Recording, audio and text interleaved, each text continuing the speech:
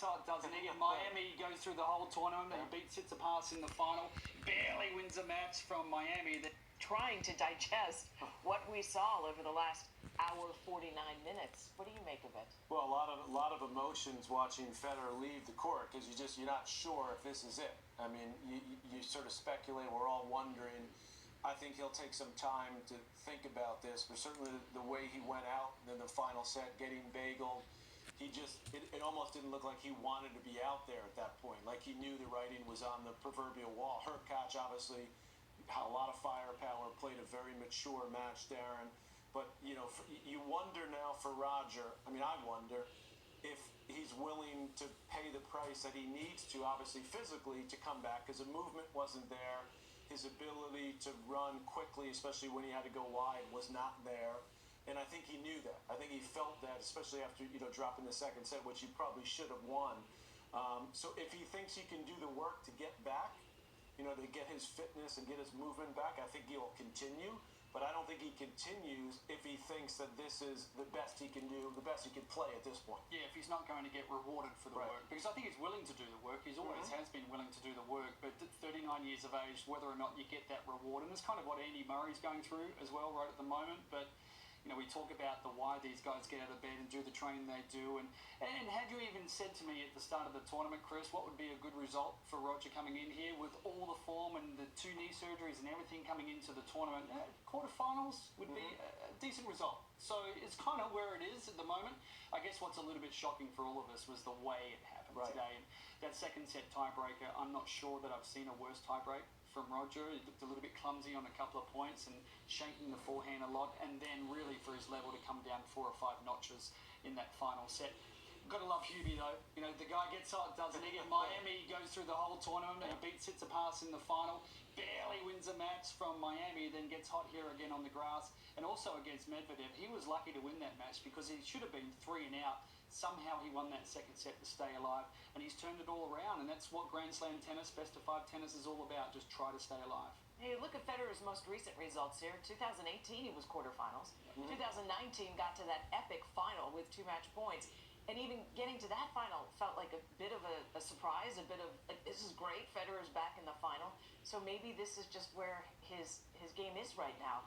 But coming into Wimbledon, if you would have told him, Roger, you're going to get to the quarterfinals, don't you think he would have been pleased? I mean, 2 knee surgeries and 8 matches? I think he would have been pleased with that, but I think, again, it was the way this match transpired, to me, that has me wondering. I think if, as Darren rightly said, coming in, having pulled out of the French Open, having, you know, played really no competitive tennis for a year and a half, say, okay, you're in the quarters, you're going to lose a tough 4-setter to a young guy like Hurkacz who's got some game, but to lose it the way he lost it, that to me was what sort of got my mind, you know, racing. And obviously Roger, he's gonna digest it. He doesn't make rash decisions. He's gonna think about it.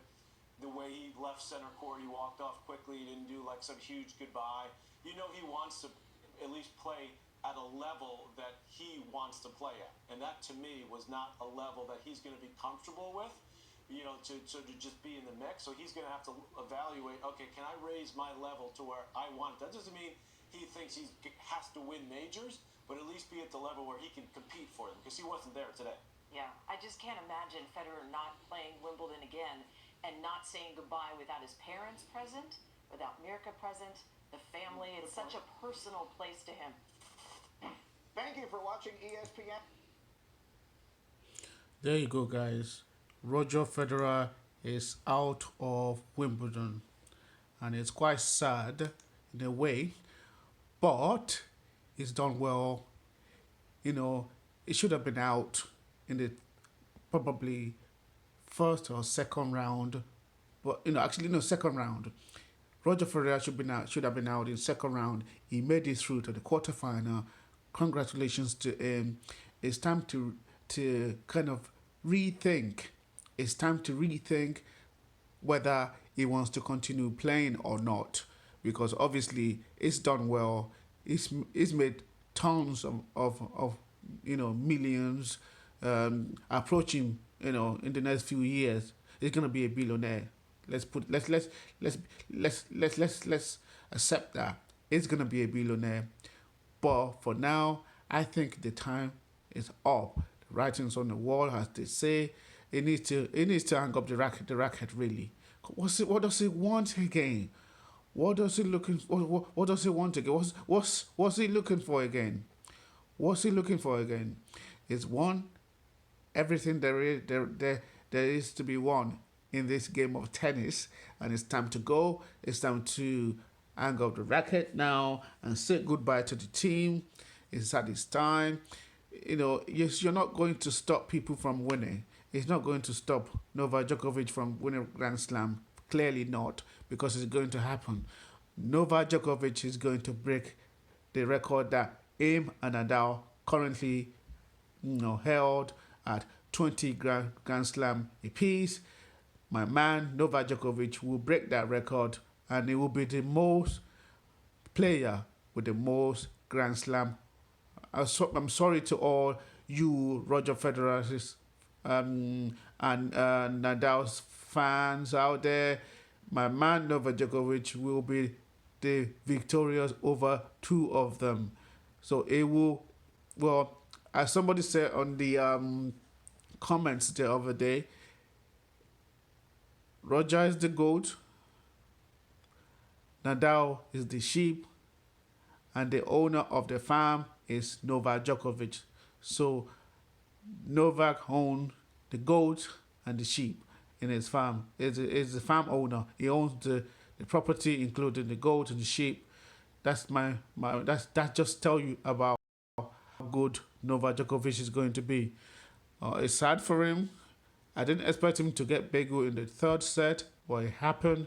That's life. He needs to move on. He needs to go and stay with his family now and rest and think about doing other things. But as far as playing tennis, it's almost done. Almost done. It's lucky to get to even be in the quarterfinals, to be fair. But it's done. It's done for Roger Federer. So this is I Love Tennis. Please like, subscribe, and share. I'll see you next time. Goodbye.